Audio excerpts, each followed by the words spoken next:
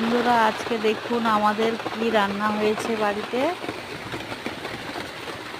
আজকে আমাদের বাড়িতে একাদশী ব্রত করেছি শাশুড়ি আমি মিলে, তাই জন্য দেখুন বন্ধুরা কীভাবে বর্ষা হচ্ছে।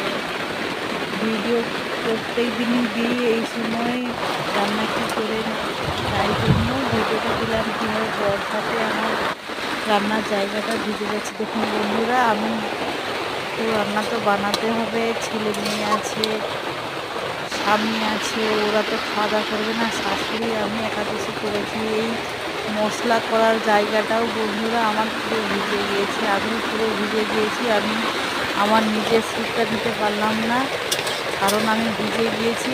তারপরে রান্না দেখতে হবে, আমার তো আর ক্যামেরাম্যান নেই যে কেউ আমাকে আমার মোবাইলটা ধরে আমার ভিডিওটা আমার তো ভিডিও কেউ বানিয়ে দেওয়ার মতো নেই বন্ধুরা, আমাকেই